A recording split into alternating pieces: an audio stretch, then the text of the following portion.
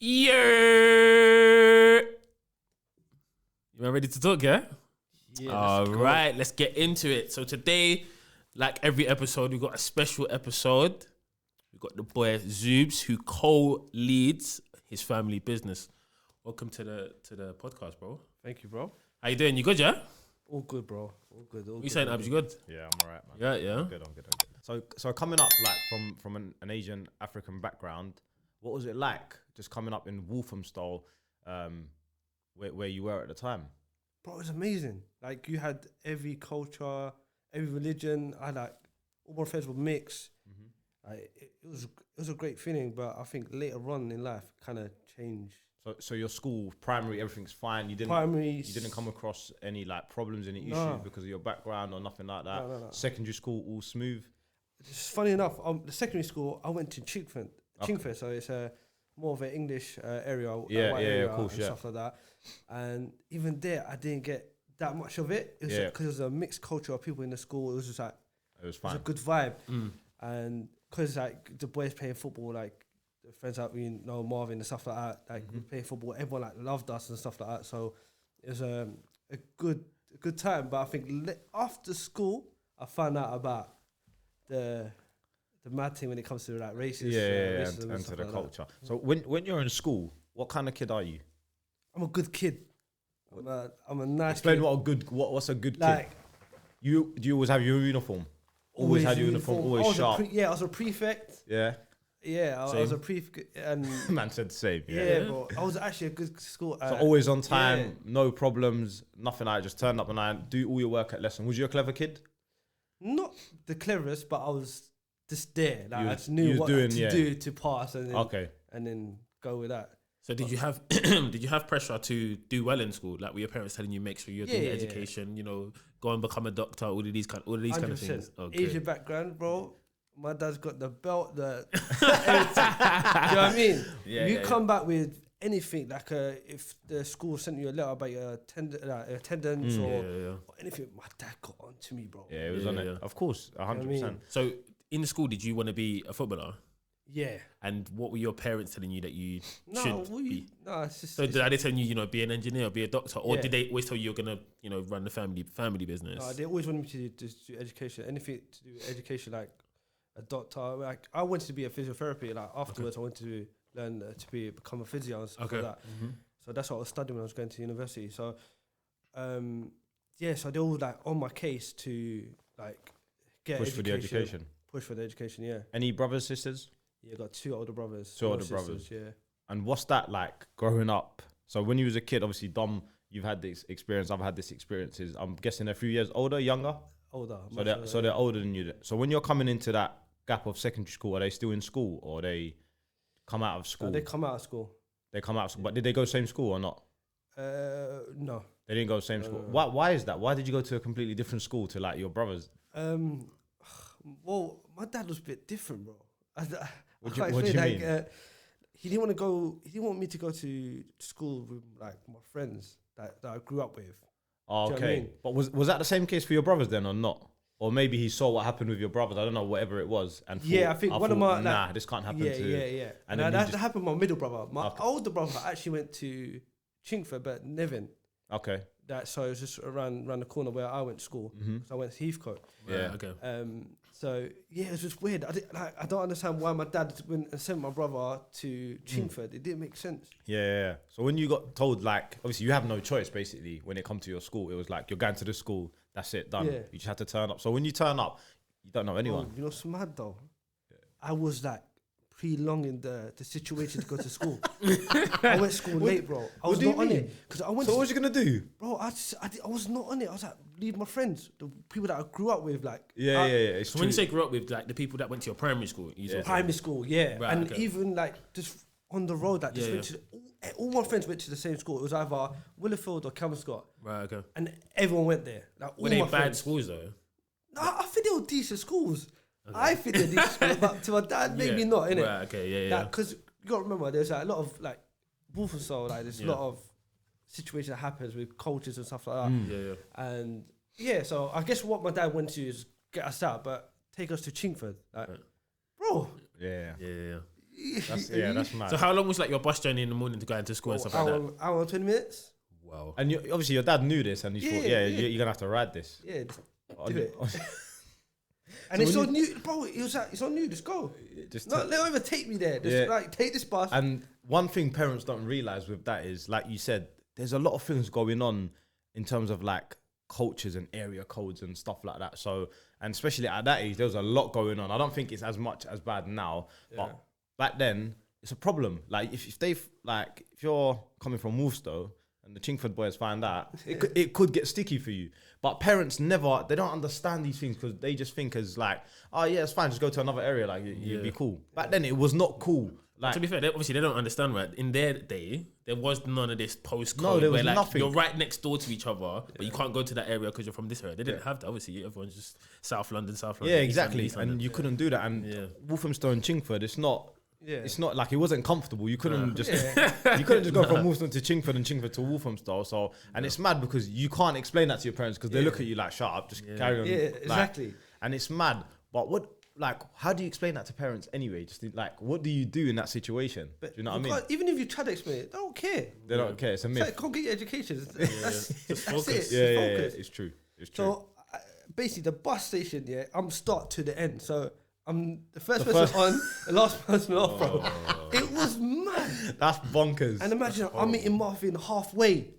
So that journey's like 25 minutes from where he lived. Yeah. So I'm like, Marv, I'm coming. Like, make sure you're there. It was mad. Getting on the journey with you.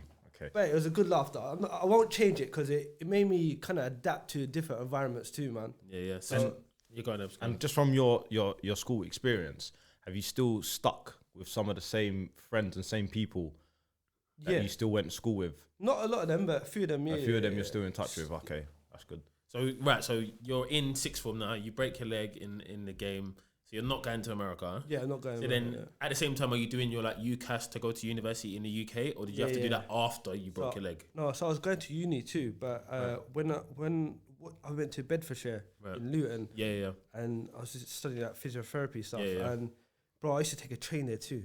Imagine that. Oh, so you was at home just doing the commute. Cause you think my dad and mum gonna let me go live and.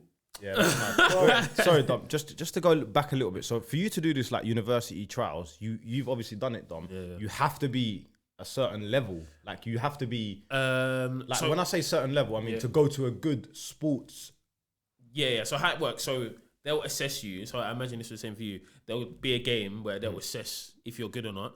And then off of that, they'll tell you, okay, we think that you'll be able to get this kind of scholarship. Your academics are good, so you can get this kind of scholarship. Yep. Yeah, it looks good. You can go to X amount of colleges. Depending on your ability. Yeah. But what I'm saying is, so for you and for yourself, to do that, you must have felt you're going there, for education, but mainly to give yourself the best possible chance of being a full-time footballer.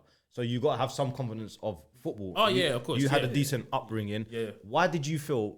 Was you at any academies growing up? Did you go anywhere? Did you go any trials? Yeah, I went to trials. So I went to like the Tottenhams, the West Hams, the Leyton Orients, local clubs and stuff like that. At what age did you go to these clubs? What age 16, 17. What, going on trial to these clubs? Yeah. So Arsenal might be a little bit of a reach at that age for whatever reason. Tottenham, but Leyton Orient, they're what, League One, League Two? Yeah. Did you feel like when you went in there, like, no disrespect to the club, but Arsenal, going on trial Arsenal and Leyton Orient, you must have felt the difference. Yeah, there's a mad difference. But then you understand why you didn't get something at Arsenal. I'm going to tell you the reason what I did when I went at Leyton Orient situation. Yeah, go on. So I was like I said, football's about having a mental strength too. It's not always about ability, right? Like you need to have a mental strength. So I was good enough to play the game, but I don't think I had the mental ability to get through the things that I went through at an early stage. So when I started playing football, there's a lot of racism in football. So I went on trial at, I think it was West Ham, and this is late on, like this is when I'm 16 or 17 and stuff like that. And bro, I went there because of a link that someone had. So I went there, gone on trial, bro. The players didn't want to pass. They freeze man out, bro. Yeah. It was mad. But I feel like that's I mean, obviously, I don't want to downplay it, but I feel like that's just trials in general, though. They would just do that. Like, Yeah. I was that guy. kid. Yeah. I've done that. Why I've am I- done you're, that. you're coming to take my spot. Are you crazy? Yeah, And you think I'm it's- going to post, like, oh, I'm in on goal. You think I'm going to square it to you for you to score? It's impossible. Yeah. I'd rather miss, shoot wide. Yeah. I was like that until I got to, like, let's say youth team level, reserve level. Yeah. When I was 16s and downwards, no, never. Myth, yeah. I was never like I was the kid that if you come on trial, like if you was at Arsenal, you come on trial, welcome arms, we'll give you the ball, we'll help you, tell you everything, show you everything. But then when you're getting to 18, 19, you're trying to make a breakthrough in your career. Yeah. So when they bring in some guy from Sunday League team or not even that, but lower level, or they've flown this guy in from Germany or Spain. You're thinking, What do you mean you're bringing this guy in from Spain? I'm here. I'm here trying to do like what I need to do. And you're flying in my man from Spain because he played for his country no, bro. No way. This is not Spain. So when he turns up, we're going to let you know. and that was just like, Connor might even agree to this as well. It was just a thing that is like, nah, man. One, I'm getting disrespected because you think this guy's gonna come. He's better than me, babe. That's what you're saying without saying it. So we wouldn't let it happen. So at youth team level, I totally get that, and I think it's a normal thing. Some people will deny it and say, no, I didn't do that, but your career's on the line. If someone's coming for your position, bro, just on that, like being an Asian footballer, do you feel like players are overlooked a little bit? 100%. Because I've got a friend, and I don't know if he's gonna watch this or not, but I'm gonna big him up. There's Mardi, and genuinely, when we was like 16, he is one of the coldest players that I've seen. Asian boy. Where's he now? He's actually playing out in Bangladesh. He knows him. Oh, you know Mardi? He knows him. Yeah. And he's cold, been cold. Yeah, he's cold. I played with him as well. I remember Danny Bailey, actually. We used to go Bailey Elite. And Danny Bailey was like, you are probably the best Asian player in the country at your age. The only Asian player, probably. No, but I'm joking. cold, super cold, Yeah. And like, he would get overlooked a little bit. And I'm just like, why? But I just feel like, I don't know what it is, but there's still a little bit of a stigma around Asian players in football. I don't know why though. 100%, bro. Like, there's another player, I think if you spoke to Danny Bailey, it's a guy called Zubs Halim. Right. For me, he's probably one of the best Asian footballers I've seen. I've seen a few too, like, because when it comes to Asian football, they used to do a lot of tournaments. Like, they used to do some tournaments in like Scotland, like all over like London and stuff too. And they'll get like the best Asians to play in these tournaments and stuff like that. And like my friend Zubs Halim, he was like different. Cold. Bro, his footballing brain was so different. Like, he could change a game within like a second, a minute. And he was just different. And he had a bit of a better mental, like he can get over things. Like he didn't let things get to him. He knew how to deal with it. What do you think held him back then? Like if he had the ability and the mental capacity, what do you think held him back? I think he might not have been as hungry enough. He might look, if he listens, he might feel too you're an idiot. But you know, football thing, it's not just about ability, bro. No, it's not. It's not. Like you gotta have the mental bit. You gotta live. You gotta live it. Live You and gotta breathe. drink it, eat it, breathe it. Like, you gotta do that stuff. And like, it's funny enough if you're talking about Danny. Danny used to say that to us all the time. It's the basics of football. And Danny, and I always say this as well, Danny might not be like, you see, like when Danny's coaching or whatever, he might not be like, it doesn't look the best in terms of like, but he would, the fundamentals of football, of life, Danny will instill in you. The basics of football and life and being successful as a human, Danny will put that into your mind and will make you a better person, better footballer, better everything. And kids don't understand that, because what kids see is you need to have a nice tracksuit, you need to have the fresh boots as a coach, you need to talk the right way, you need to have the right setup. That's what they see. If they don't see that, they think, this guy don't know what he's talking about. And I feel like people need to understand, like when it comes to Danny, his thing is different. He just instills the basics. Like you've gone through Dan, you know what he's like. You've met Dan. Obviously, I've met Dan as well, and he's just the guy. Like he's the guy, and hopefully, obviously, we're gonna try and get him on to come on here as well. But yeah, Dan's guy. another guy. So why do you think it is that the Asian players get overlooked? Like in your experience, and then just seeing other younger players now, what do you think it is? Maybe it's a difficult question to answer. Like I said, I just feel like it's a big part of it. I just say still there's a lot of racism in football. Right. I don't think coaches want to give this Asian kid a look in. Because there hasn't been many. What I think is, it's like You see, football is like, let's say like France, they're producing the best players. Now all of a sudden, everyone wants to sign a French kid. Do you know what I mean? Right, So it's like, it's going to take one might be a little bit much, but you need one Asian or a few Asian players to break through for it to go right.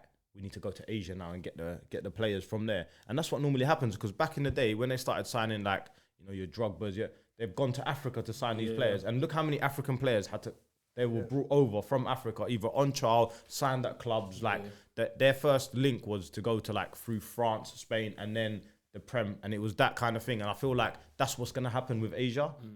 But also, I think they need to build their football culture in Asia as well. I don't think the culture is good enough. Like their football upbringing, their football coaches out there, they're not doing enough to. So when people look at it, they take it serious. Do you know what I mean? At the same time, there's a lot of British Asian players. So like, of course, like Asia needs to build it, but there's a lot of British Asian players. Like there's a lot of British African players, or British Caribbean, that have made it through. And obviously, there's a few. You can see it happening in like small. You've got like Hamza Chowdhury at Leicester. Yeah. You've got I can't remember his name, but he was at Liverpool and now he's at Swansea. I know you're talking about. What I'm talking about? Yeah, I know you're talking about. He's good as well. Yeah, he's good. He's very very good. So there's a few that are coming through, maybe just over time. Just recently, like a kid signed to Man United. Yeah. I just seen that the other day. Actually, Forgot his first name. Something Iqbal. Zidane, was it? Yeah, Zidane Iqbal. Yeah. Bro, seeing that, I love that. Like that, bro. That is such a massive achievement. No, 100%. Big club like United. Yeah. And signing it's amazing. So just going back to like. You said you was talking about at Orient and there was a situation. What? Yeah, so when I went on trial at West Ham, like someone called me something and I was like, I got uncomfortable. Right. Yeah. From there, yeah. I think same thing happened to Zubs. Zubs was there too, and after that hit me different. I looked at life completely different after that. Do you remember what it was? You don't want to. I don't really want to say it, but it was just different. And then, but are they trying to insult you by saying this? Yeah, bro. Okay. What he said made me feel like a... Was it a player or a coach? No, it's a player. Oh, okay. So he was getting angry and shouting. The worst thing is, the coach was right there and he didn't say nothing. That's what rattled me even more. Yeah. I was thinking, right, I could get away with that. Cool. Yeah. And then I thought, after that, I was not on it. Then imagine, I think Zubs, I was meant to go late in Orient. I think even Philly went that time too. Yeah, Philly. I had a letter, bro, to go there, but I didn't go. You didn't go later on? Didn't go. Zeus went. I think Finney went. I'm not sure what happened to them two, but I didn't even go. Did that situation at West Ham put you off from football culture because it makes you feel like, football's not for me, because if this is what's going on football, I'm not made for it, kind of thing. Yeah, exactly. I don't think I had the mental bit about football. Like I couldn't get through that stuff. I couldn't ignore it. No, of course, yeah. Do you know what I mean? So it was just a bit weird for me, and I was like, I can't play in that environment. Then I started like playing with a lot of Asians. So like there was a Saturday team called London Apps, so I started playing with them because I felt a bit more comfortable because it was because you're playing in your culture. Yeah. It had the Asian coach, so I just felt a bit more comfortable. Like after that, I didn't really take football serious. Like then I thought, let's forget about it. And my dad was speaking about what do you want to do for education stuff like that. I was like, you know what? I don't mind leaving this country because. I'm ready to go. Yeah, I'm ready. I don't know why I thought that at a young age, but I was like, but I'm not liking this country. I want to get out of here. I'll probably get worse in America. You know what I mean? You're gonna survive in America. You'll be back in the next plane. Exactly. I'm coming home. So you end up going to uni, yeah? Yeah, I got to uni. What did you study? Physiotherapy. You actually went for it, yeah? Okay. So you studied it, completed it? No, I didn't complete it. So when halfway through it, like I said, I was doing football and stuff like that. And then I done that charity stuff. I broke my leg, and bro, getting on the train from Walthamstow to Luton, I was like, nah. Then I got into the family business. Okay.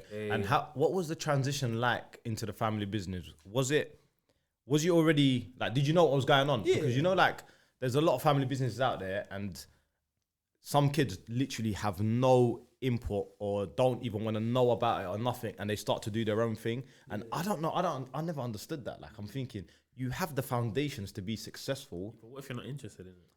I get that, but also you're taking such a big risk to do something, which is fine. There's nothing wrong with it. But understand that, forget about if you're not interested in it. If your family's got a successful business, most businesses that are successful have the same foundations, regardless what it is. If it's like, I don't know, cars, doors, if it's a successful business. So that's one way to learn. So I would always say, like learn the basics of how to run a business, and then go. But some like you ask them about it, like, I don't know what they do. I do my like, and it's like, why don't you learn the basics whether you're interested or not, and then go and do your own thing. So for you, was that like?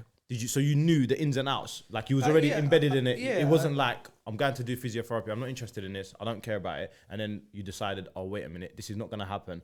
Now I need to invest. Was it like that? Or was you already involved? No, I was kind of involved. So I used to go like work there sometimes, like when on my days off or something like that, I'll just go there. And so you was already involved in it. It wasn't something that you disregarded. So what is for the people who are watching? Obviously, I know he knows, but what is the family business? So the family business is a double glazing company. So we do like windows, doors for aluminium and UPVC. Okay. Stuff like that.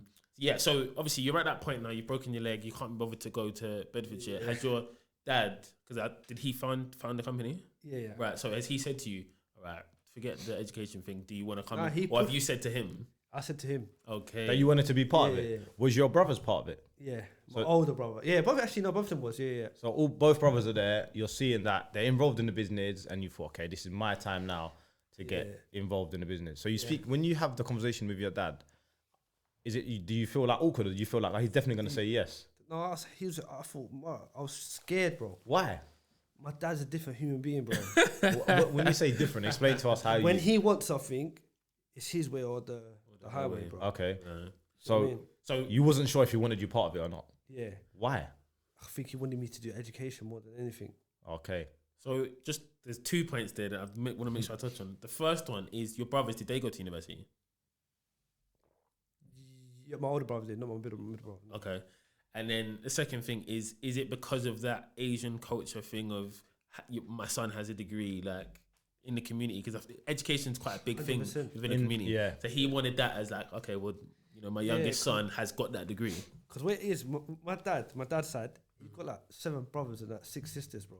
It's a massive family. It's a big family, yeah. You know, composite that people like to compete. It's just a natural thing. It's a natural thing, and basically it's like you have to get this, you have to do that. You have to do say, oh, my son's got.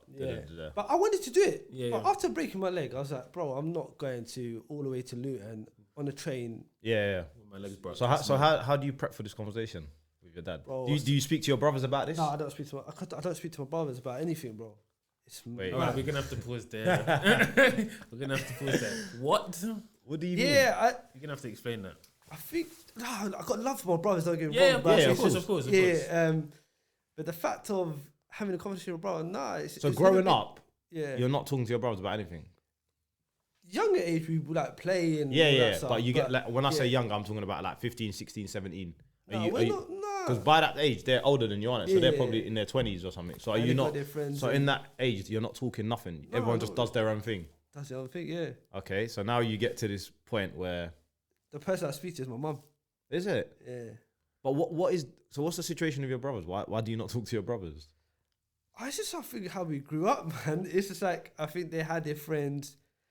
Like they didn't really spend that much time. So like at times it was just a bit weird me going and starting. This might sound like a weird analogy, but do you see your brothers, because they're a little bit older, kind of like your like uncles kind of vibe? Like they're like senior people that you don't really speak to about these kind of things. Like, do you get what I mean? Do you get what I mean? What you're saying. Like there's like basically below your dad, but like still like an older figure rather than like a brethren. Private things. Yeah. You can't talk to them about private things. Yeah, I didn't feel comfortable. Yeah. 100%. Yeah, you're right. Do you think that's because of them or because of you? I think it would be most of them because they're older than me, right? Yeah. It's true. So like if they had conversation with me about stuff, I would have maybe feel comfortable talking about certain things. Do you know what I mean? Yeah. But we never had that conversation. If it's not about football or like computer games, we're not talking. So is that still the relationship you guys have today? Because obviously you guys run a business together now. Is that the same? Is it you talk about business? Yeah. And that's it. It's the same thing. So you still don't talk now? Yeah, like we won't go into like personal conversation, but if it's about work, we'll talk about work. Yeah. And stuff like that. But that's crazy. You've kind of seen it. Yeah, I've seen it obviously, but it's crazy. It's not like I don't know what you lot do in your private time. Obviously, I see it at work, and my first thought is they're at work, and they're not going to sit there and have a conversation. So I don't. Do you know what I mean? So I just see it as like, oh, he's at work. That's probably why they don't like talk properly. Maybe when they go home, they have conversations, or they're on the phone or whatever. It's just mad. I just like this is obviously I'm guessing this happens quite a bit. Obviously, you don't have that relationship. I don't. Like, I'm cool with my brother or whatever. But it's just mad because how that needs to change, no? Yeah, so just like, because Easy said the same thing when he came on. He was like, he doesn't really chat to his brother. So do you know other people who have similar sort of relationship? So I know a lot of people that have a strong relationship with their brothers. Right, okay. Do you know what I mean? Yeah. So I know a bit of both. I find it weird. Don't get it wrong. Like, bro, I would like to go and speak to a brother about big problems. Just whatever, You know what I mean? I would like to chop it up, but because it hasn't happened for a long time period, this like. So okay, cool. So you get into a problem, yeah. Whatever the problem is, you've broken down, your car's broken down, whatever. Who's the first person that comes to your mind to call when you've got an issue? It'd be one of my friends. That's mad. That's bonkers, That's isn't it? mad to me. Yeah, that's mad. Wow. That is bonkers. But, so have you not thought I got to break this? Because as you get older, you become more mature. You become a little bit, I need to like build that relationship with my brothers. Or do you feel like, nah, if this is how they're gonna be, we're just gonna keep it how it is? Have I tried to change it? I think I have. But then this went back to square one again. And then after that, you just feel like it's pointless because you can't do everything. And okay. So going back to that conversation with your going to the family business. Yeah, so how do you prep for that conversation? Like I said, I was scared, bro. Like, speak to my dad about that. Not doing education it's not a conversation I want to have. Yeah. So I spoke to my mum, and then my mum was like, you know what, don't worry. Like, I'll speak to him about something like that situation, and then you come in and then you start talking. Yeah. Just make sure you're sad. Mumsy doing her bit. Make sure you're sad. Mum played. Play your emotions, yeah. And I was like, cool. Yeah, lovely. So, yeah, we spoke to my dad. He was like, no, I want you to go to education. I was like, Dad, I can't because I've got a broken leg. Yeah. I can't travel to Luton. I don't want to do it. And he was like, all right. He come to agreement. He's like, all right, we'll do this. He goes, but I still want you to do education later on in life, innit? I was like, all right, yeah, we'll talk about it. So I just said, yeah. And just to get through the door. Yeah, exactly. Yeah. So yeah, that's how it started. Okay. And then, so when you first enter the family business, what are you literally starting from the bottom, or like what's your role now? I started at the bottom, I guess, because I'm a person that like to have an idea of how everything like runs from like even like making a window. Like I shouldn't be going to make a window, but I wanted to learn it because knowing everything, it makes your experience of like working that company easier. Like if there's a problem on the window, I might know about it. And so I started from the bottom, from making windows to like processing orders and stuff like that. Right, okay. Yeah. So just a little bit of a tangent, kind of, but is there anyone else in your family that also owns a business? No. Or anyone else that you know in your community that owns a business? No. So do you feel pressure to like make sure that the business is successful? Because obviously it's your family, it's basically your family name. Yeah. The name of the company obviously is in your family name, but it's your family name, right? And that's your like... That's your legacy almost. Yeah, and also it's your main source of income. Do you know what I mean? So it's like, yeah, it's your company, but it's also your income. Do you know what I mean? You might have other things or whatever, but that's like, if this goes down, we're going down. Yeah. So when do you feel that pressure? Do you feel that pressure? I didn't feel that pressure at the beginning. Yeah. Because I think I was still like, I was still a kid, I'll say. Yeah. Like, football, I still play football. You're just doing whatever you want to do, yeah. Go to work, yep. Even at work, bro, if I wanted to go, I'd go. If I didn't want to go, I didn't want to go. It was like that. Yeah. But I feel later on in life, I kind of understood what kind of situation I'm in. I need to take full advantage and full responsibility about it. Okay. So just so growing up, yeah. So like your family's business successful. Obviously, your dad done what he had to do to get this business going. I would say you're a privileged kid in terms of when you was at school. Nice trainers, latest clothes, latest tracksuit, all that stuff. Yeah. Yeah. Yeah. Why'd you sound unsure? The reason why I say that, because from my dad's side, I didn't get that from my dad. Okay. Like, I was actually making money from a young age. Like, I used to go and put posters and flyers to people's houses. I used to do that so I could get money. Okay. I used to buy stuff. So you wasn't that privileged. Like, your family was privileged, but they didn't just say, here you go, you can have this, you can have that. They taught you the art of like, if you want to make money, you need to earn it. Like, even 100%. though we've got it, you need to earn it. Yeah, especially my dad. Mumsy, I can get a little. Yeah, that's. I think that's. I think that's natural, though, isn't it? Like it's always the dads that are a little bit harsh. My dad was a different human, bro. I'm telling you, that bro. got a business, like he's making money. Yeah. He could have gave me whatever he wanted. You know what I mean? Yeah. Really, truly. But do you feel like he's done you a favor by not giving you? Because now I understand now. Yeah. now you understand like the power of money and how much it's Yeah. worth. Because I think some kids that have been privileged, everything's given to them. You know, they've got, like we was talking about the other day, just me and you, just privately talking about, like, kids are turning up like to schools in like Alexander McQueen's and that. Right. Like, what? Yeah, like it's mad. £300-400 trainers? Where? What's going on here? At 15, 16, that wasn't possible. Like, do you know? Impossible. Yeah, and Literally. I'm just thinking that someone like yourself that could have easily had that and more didn't have it, and that's a testament, obviously, to your like family, because they're showing you if you want something, you're gonna have to earn it. Yeah, 100%. That's what my dad drilled into me, like to earn your money. Like, for example, like even when like playing football and stuff like that, when it comes to the Asian community, bro, they spend a lot of money. Yeah. They give a lot of money, bro. Mm. Like, it's mad that I used to play a five-a-side. We had a five-a-side team, and it was run by this Asian guy, but he just wanted to win trophies. He's just one of the guys that just wanted to win, yeah. And he used to say, "Oh, if we win this tournament, yeah, or this league, yeah, I'm taking you to Morocco. I'm taking you to Dubai." Oh my days, Bro, it was mental. that's bonkers. So bro, they're willing to spend. We're going Power League. Like, us man is going to play Power League, like, do you know what I mean, the leagues and stuff like that. Win it, easy stuff. But this guy taking me Morocco, taking us to Dubai. Bro, he's buying me vapor boots. It No was way. mad. Where was I? Isn't it? No, bring him, no. Bro, it was mad. Like, even like Yeah. Zubs and my friend like Titch and stuff like that, bro, we used to get looked after. Yeah, that's sick. Like, That's mad. even like, bro, like even later on, I know like we started paying. Even when we used to go to like restaurants, they used to just pay for it. Yeah, just cover it. Yeah, just cover it and stuff like that. It's agents just love to win, so they used to try to get the best agents and Together, get them together and just win stuff and let them play. Yeah, and let them play. So even that stuff was making money from that. Like Sunday League, people paying us like £100, £50. That's bonkers. Play. Crazy. That's mad. So you're in a family business now at a young age. When do you start feeling like, wait a minute, this is a bit, this is Mad. work now? Because you go from an age where, like you said, I can wake up, not go to work, and that has to change at some point. Yeah, I When think does that's- that change for you? Like 24, Yeah. 24, 25, yeah. And then what? Like how does it change? Do you change, or does your dad and your brother and say, right now you need to start putting a real input into the company rather than turn No, up when you I want? changed. Yeah. Yeah. What? So what was the change? Why did you change? I saw how lucky I was Yeah. or what position I was in. Okay.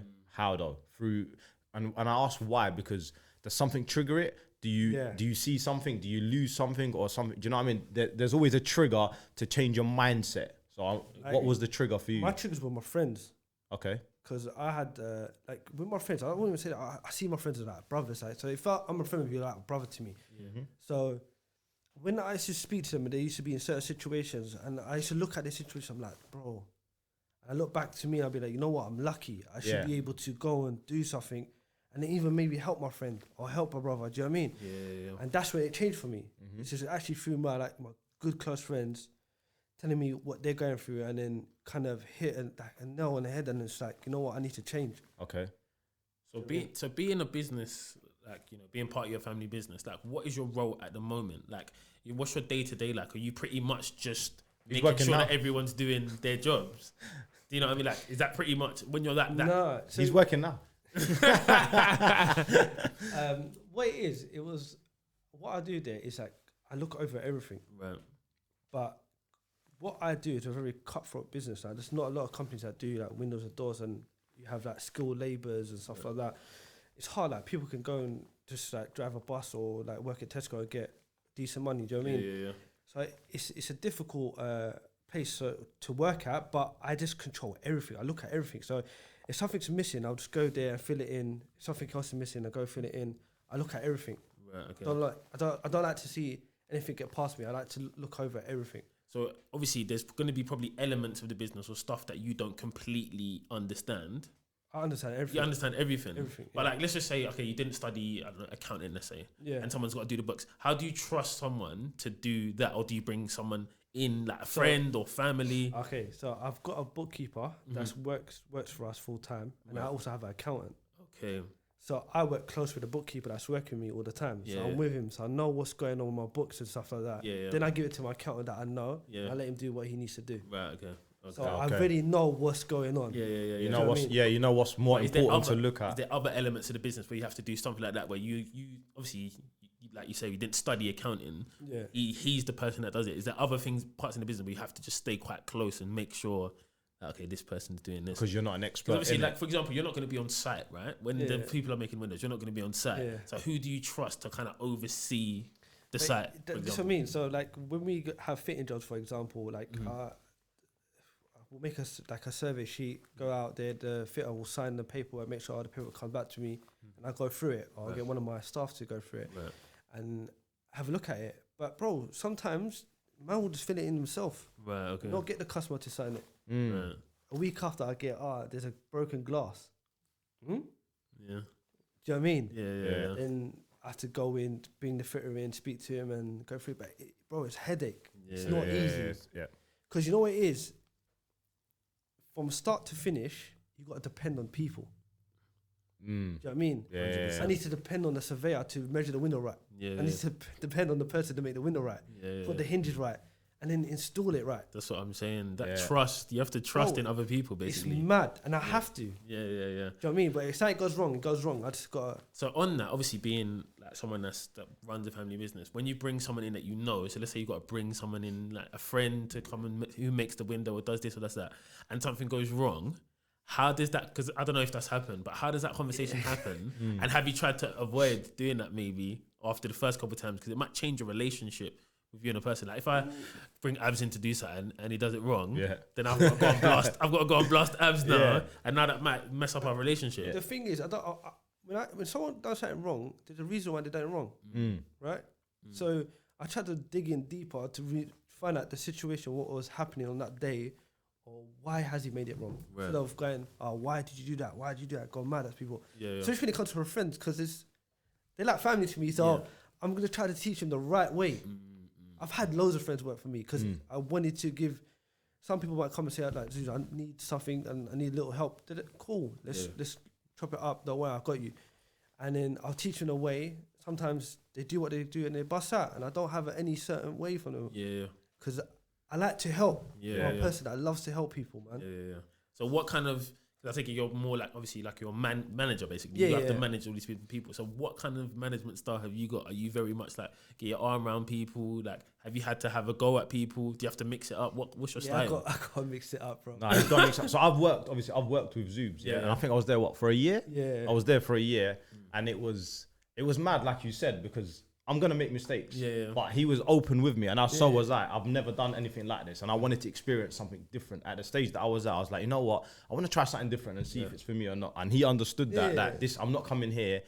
I might be here for 2 weeks. I might be here for 6 years. I don't know, innit? So I come in, and to be fair to him, he was good with me, and so was like the family in terms of like teaching me the basics, like literally teaching me the basics, and it was. To avoid mistakes, it was everything that I'd done, he would check. Right. And like for me, if I was him, I'd be fuming because he's having to double check what I'm doing. Do you get what I'm saying? And that's something that he doesn't need to do because it's like you need to do it, send it off to whoever. And he would do that to make sure it avoided mistakes. And I think that's what it cut down from the mistakes. But then if I did make mistakes or whatnot, he would explain why things were happening. I don't ever feel like it was awkward because my thing was, when I'm doing something, I do it to the best of my capability. Do you know what I mean? It wasn't like I knew he was my friend, I could turn up late. I was always on time. I was never late. I'd always like stay behind if I needed to help him out to do extra bits. So it was fine. And I only done that, not because he was my friend, but because I could see that he put trust in me. Do you know what I mean? And I feel like sometimes, whether you're friends or not, if someone puts a trust in you, you give them the same back. So I think even if it wasn't my boy, because he gave me that trust and was trying to actually help me, you kind of go out of your way to do more. And I think that's how the other employees feel. Like there's other employees there, bro, that they'll be there early, leave there late. And it's not because they're friends, it's because they know he's trying to help them. So they will do their utmost to give back. Yeah. So just on that point then, something that just came to my mind is that there's always this quote, right? And it's like, don't mix business with like family or don't mix your friends with business. Obviously, that's something that you've done, tried, and has been successful for the most part. Yeah, of course. So what would you say to people that say that?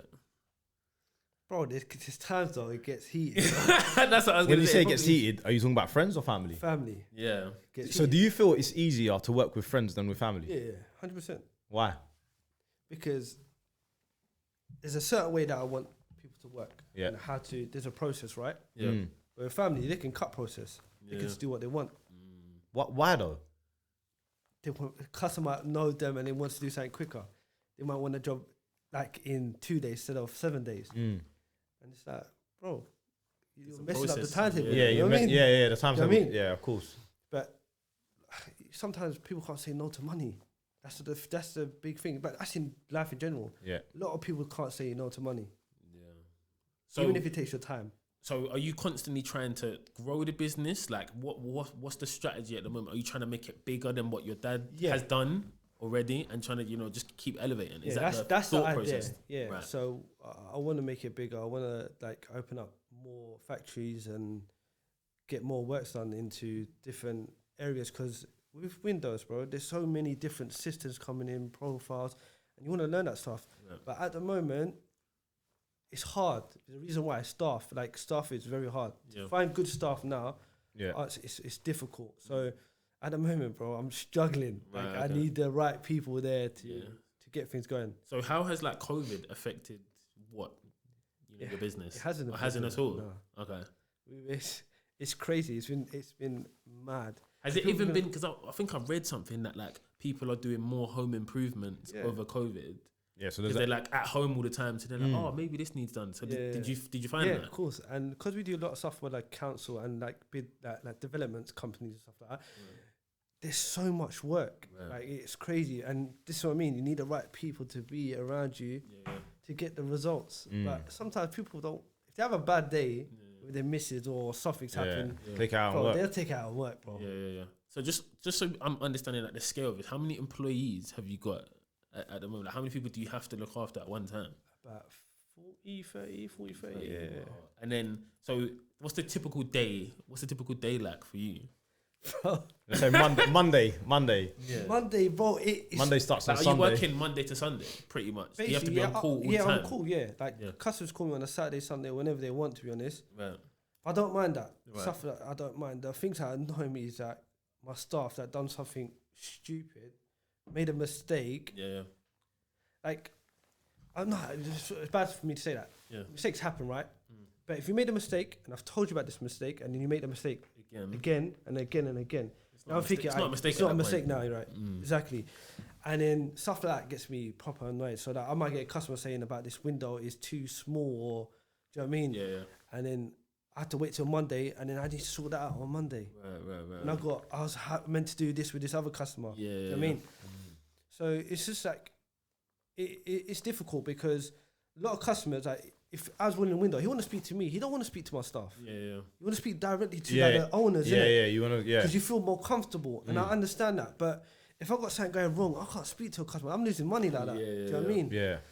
And sometimes my staff don't understand. Like, making a mistake is fair enough, but if you're making it over and over and the same mistake, come on.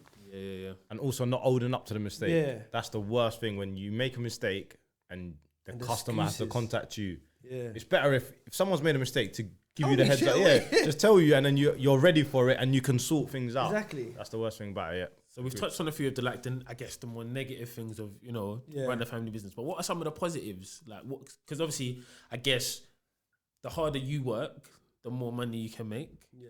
And kind of you're your own boss. So if you want to go on holiday for 2 weeks, you can kind of you haven't got to request Yeah. time off. Obviously, you got to make sure that everything's Yeah. patterned. But you can.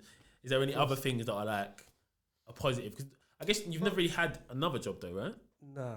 You I was coaching at 1.2. Right, I was okay. coaching, and then I went into family business too. But yeah, other than that, I ain't worked anywhere else. So I don't know how it will feel. Yeah. But if I went and worked somewhere else, it'd be crazy.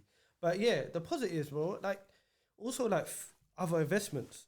Right. Like, you get loads of people. Like, I meet loads of people that have restaurants or like, do you know what I mean? That want stuff done, and then we'll start talking, and it's like opportunity to invest in something else. Yeah. So yeah, stuff like that is amazing, bro. Right. Yeah. So yeah, is that something that you're interested in terms of like, do you want to? Is there something that you want to build for yourself? Because obviously at the moment this is a family business. Yeah. But is there anything that you want to build? For Say that you? it's so. It's This is mine. because it's a different feeling. Yeah, of course. Being part of Yeah. a family thing and actually saying this is like no one. Whatever happens here, I'm not reliant on my family. I'm not reliant on my brother, my dad. Yeah, This yeah. is if it goes good, it's Goes on good, me. yeah, If it it goes goes bad. rubbish, it's on me. And it's a different feeling because when you're working for family business, if it goes to shit, it's your whole family. Yeah. It's not just you. And sometimes you can kind of control when it happens to you. You know, it's my fault. I will fix it. But you can't just, you know what I mean. So is there something there, like Dom said? Yeah, 100%. I would love to do something with myself. At the moment, like I said, it's just timing. Timing for me is everything. Like people say about wealth. The reason why people talk about wealth, about being wealthy, is about being able to have your own time to make decisions. People can't make decisions if you're working a 9 to 5. After that, then you might have something going on in your family. So your time gets taken up. But what people need to understand is wealth is about time. That's why when you see CEOs, they're probably playing golf or they're on a holiday, doing something. They're just making decisions. That's what you want to be in. Okay. Do you know what I mean? And that's what I want to be. I want to be get to able that to stage. go to that stage and be like, I just make decisions instead of wasting my time speaking to This guy, that This guy, guy, that guy, that they're guy, dealing with this, exactly. fixing the little Yeah. thing, but really just saying, yep, we're making this, bang. Yeah. How are you going to get to that? Again. How are you going to get to that? There's got to be, surely there's in your mind, there's a process that you're working on now or some sort to get to that stage. So, like, I also invest in properties. Like, my family have invested in properties too. So, there's a project that I'm trying to do that's going to hopefully set something up for me to go and do something myself. Okay, and then that'll be for you. That'll be Sick. That's sick. Hopefully that goes well. So something I just wanted to touch on is like, how do you stay so like cool? Basically, is the word I'm looking for. Because obviously, like from a young age, you know, your family's probably been doing well. Right now, you've taken on the family business. You're doing more. You're investing in properties. People in the ends know you as the businessman and all this. Yeah. But how do you stay like humble and just like not? Because there's some people, like, you see it now, especially like with the age of social media and stuff. Look at me, Lambo truck, I'm in private jet, I'm doing this, I know I got this amount of money, whatever. But you, obviously, I don't know you personally, but you just seem like a regular, just normal, cool guy. And I'm sure if you was like that, I probably wouldn't have brought you down. we wouldn't be friends anyway. He knows what I'm like. How do you like remain just like humble? Bro, like, money comes and go, innit? I don't see as money as power. A lot of people see money as power, but I don't see money as power. So I just treat everyone that I want to be treated like, bro. That's the real truth. My mum and dad just brought me up. Just treat people like you want to be treated. Do you know what I mean? Like, for example, it's like if the cleaner, for example, like in my office and stuff like comes, bro, I have a conversation with that person. Of course. Treat them how, bro. Do you want food? Do you want drink? Whatever. Yeah, like, of course. Do you know what I mean? And that's how I've been brought up, bro. Yeah, And other that, this like cars, money, and all that doesn't do anything for me, bro. I've seen a lot of people chase that and go through crazy stuff to have that lifestyle and still try to have that lifestyle. People go through some crazy stuff. So obviously, when you're someone who's successful and doing well, do you have to be wary about the kind of people that you have around you? Yeah. Is that something that you have to consciously think about? Yeah, but you know me, I just like, bro, like I swear, there's a DMX saying something the other day about let people be themselves or something like that. Oh, yeah. That's me. Yeah. Like, bro, you can ask Abs. I'll give anyone a job. Right. Eventually, I'm gonna find the real you. Yeah, the real you. Yeah. Do you know what I mean? Yeah. Do you know what I'm trying to say? I'm definitely gonna find the real you. It's gonna come out at any time. Exactly. Even like people that I know, bro. I know loads of people in different industry, like football industry, music industry, and like I've helped. Don't mean I'm like investing in that business or nothing like that, but I've helped. But eventually, I'll find out who's real and who's not. Yeah. Do you know what I mean? And then you go from there. That's what it really is. Yeah, no. And I don't feel any certain way about it. So if someone does a madness and does something a bit crazy, I'm like, cool, that's your character. But now I know, I stay away. So at the moment, like for the family business, like what's the projection? Is it something that's going to be passed on to you and your brother's children? Is it something that could eventually be sold? Like what is the thought process at the moment? I think whatever the scenarios at that time. At the time. Yeah.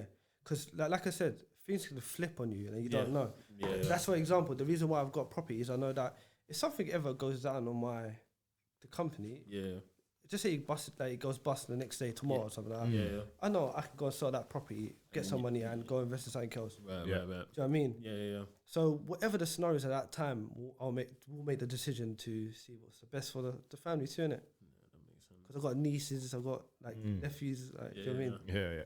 Yeah, no, that's interesting. And is your dad still actively involved? He's actively involved. Dad, Yeah. mashallah, bro, he's a workhorse, bro. As much as I know Zubs and his brothers want him to like, because like as you get on, but you need to kind of stay over. But he's on it, man. He's on it. Yeah, he's on He it. still works Saturday, like he'll go Sunday see a customer, bro. He's just, but my dad is old school, innit? Right. Yeah. And that's probably the reason why that keeps him going because of what He's- he does. He gives that rush of blood. Yeah, and it keeps you know what I mean? active. It's one way Keeps to keep active. Yeah. So how is that? Like, how does that? Has that made your relationship stronger? Has that made it more difficult at times? Like you guys working so closely with each other.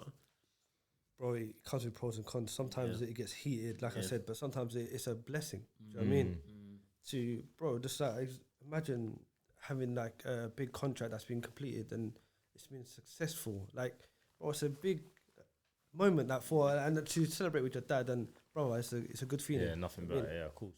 100%. Yeah, no. So for me, it's just interesting when I made the point about people say you shouldn't like mix your family with business and these kind of things. So obviously, I've started this podcast, got my brother involved, got my little brother involved, obviously Abs involved as well. And I just think that if you have the right family, then you should be able to work with them, and it shouldn't 100%. be a problem. I just find it weird when people are like, oh, you shouldn't mix. Your Yeah, friends that's and mad. your family. I think that's if you have mad. the right family or the right friends, then There should If be no you're issues. all in the same wavelength, Yeah. it's easy. It's like playing football. If you got a decent team yeah. and you're all in the same wave, you're gonna play. Yeah, good you're gonna football. play good football. Yeah, it's You true. know what I mean? No, 100%. I definitely agree with that. You gotta have the right people, but that's what when people talk about. Like, I just think I don't know. The family and friend thing is a different thing. Yeah. Because friends are people you choose. So if you go into business with people that you've chosen and it goes to shit, it's on you really because you've kept idiots around you. With family, you can't choose who your family is. Your family is your family, and you can't control who they're dealing with. True. So I understand the difficulty of dealing with family, but if you deal with friends and it goes to shit, I feel like that's on you because that means you're not a good judge of character. You haven't kept the right people around you. With your family, if it goes to shit, you can't control who they're friends with because more times than not, your family is your family, but they still have their own friends, their own people. So you don't know who's influenced them. Whereas with your friends, you probably spend more time with your friends than you spend with your family. I think that's just like a standard thing. So I just feel like family, I understand that. But friends, if it goes to shit with your friends, man, that's on you. Definitely on you.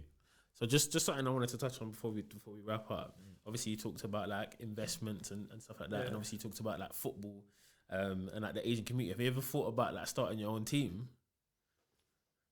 Is that something that you'd be interested in? Because obviously you speak about how like you still think there's a lot of racism in football and all that. Yeah. So why don't you just create your own club where you're running it? You know how you vetted the coaches, you know what they're on, and you can bring through a crop of good Asian I talent. think I've spoken to people about it. Yeah, I would love to, bro. Seeing, bro, not even just Asians, it's just like kids that don't have the opportunity. Just give them the opportunity, but especially for like because I'm Asian background, I've seen it. I've gone through situations, and it might have changed now. Do you know what I mean? Like we was talking about earlier, like there's players that been signing for Man United, that's Zidane, Iqbal and stuff like that. Bro, it could be changing. I don't know, but local kids like in Walthamstow or Ilford and stuff like that, yeah, of course, bro. I would love to do it. But you need the right people to do it with too. Yeah, it's true. You know what I mean? Yeah. Just before Dom wraps up, I've just got 2 questions for you, Zubs. What's been your lowest moment? What's been your lowest moment? When you look at your life, you think, flipping, oh, this is my lowest point. I think when I broke my leg. You think that's your lowest point? Yeah. Why? The reason why I didn't know mentally, I think it was my lowest point where I just didn't know what I wanted to do in my life. Okay. It's like, bruv, working 9 to 5 with my family. Now I can't play football. Yeah. What am I doing? Yeah. Cool. And what would you say your highest, best point of your life is? Highest. Today. Yeah. Today. Like a proud moment that you think, flipping, oh. Probably being married and like, I had that chapter of being married. Yeah. Yeah. Nice. Nice. This is gonna like that one. Yeah, that one's for her. Yeah. That will keep her happy for a few days, a few more hours in COD. Just lastly, what's next? What's next for you? What's next? What are you speaking about regarding the football? It's something that I'm looking at the moment with a few of my friends, close friends, and see if we can run something with that. Okay, dope. Well, thank you so much for coming down. Mm-hmm. If you've made it this far and the subscribe button is still red, like, don't get me mad. Like, please. Wait, Dom, just before you finish, what was the stats the other day? Bro, see, this is the thing. Because Connor's not come here, obviously, and he hasn't shouted at them in a little bit, they think that they've got comfortable and then they've slacked off a little bit. So in the last 28 days, 89% of the people who have viewed any of our videos are not subscribed. So you watching this now, you're not subscribed. Why are you not subscribed? You like the videos, or just... So people are just being nosy. They're just being nosy. You're watching stuff and you're not... You're watching the whole video and then you're not even... No like, no comment, no... That tells you a lot about some people. I'm rattled, man. Yeah. But anyway, no, I'm joking. Thank you, Zubs, so much for coming down. Pleasure, I really boys. appreciate it. Nice one. So that's been the Detailed on Matt podcast. See you guys again soon. Nice. Peace. See ya.